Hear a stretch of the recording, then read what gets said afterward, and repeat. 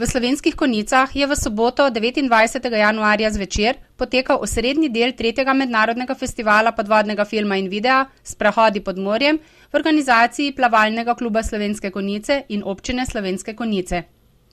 Najprej je bil predstavljen Zlati delfin iz Moskve, eden od 3 največjih tovrstnih festivalov na svetu, nato pa so bili prikazani najboljši podvodni filmi v letu 2010, ki so bili decembra prikazani tudi na 14. Beograjskem mednarodnem festivalu podvodnega filma, katera izbor je pripravil direktor imenovanega festivala gospod Milorad Đuknić. Tematika filmov zajema od življenja pod vodo, potapljanja na dah, do jamskega in tehničnega potapljanja. Letošnjega festivala se je kot častni gost udeležil tudi direktor Moskovskega mednarodnega filmskega festivala Zlatega delfina gospod Genadij Grucija. Na letošnjem programu je Branko Ravnak kot predstavnik Plavalnega kluba Konjice izpostavil predvsem film domače produkcije If I Can Drive, I Can Dive, ki je nastal prav v mestnem kopališču v Slovenskih Konjicah in prikazuje trening potapljača s poškodbo hrbtenjače. Film je v Sloveniji povsem obšel medije, je pa zato navdušil občinstvo na največjem tovrstnem festivalu v Marseju. Film je tam prejel nagrado za svobodno izražanje, kar je doslej edina slovenska nagrada v 37 letih tega festivala.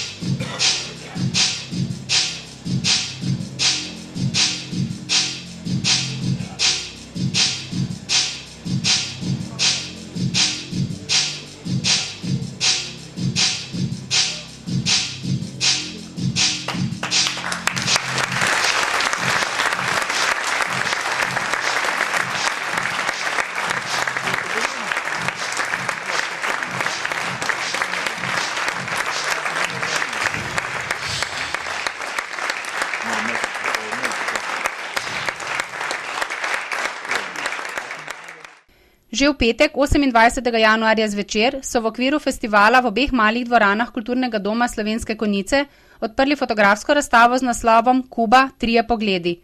Nastala je skozi fotografske objektive priznanega slovenskega fotografa Arneta Hodaliča, Kuba brez cenzure, Ehidrih Perez Acosta Mako, eden najboljših kubanskih podvodnih fotografov, se ponaša s projekcijo slik hranjanja morskih psov v Santa Luciji, in mladi slovenski fotograf Miha Matavž je predstavil Kubo pod naslovom S. Kuba.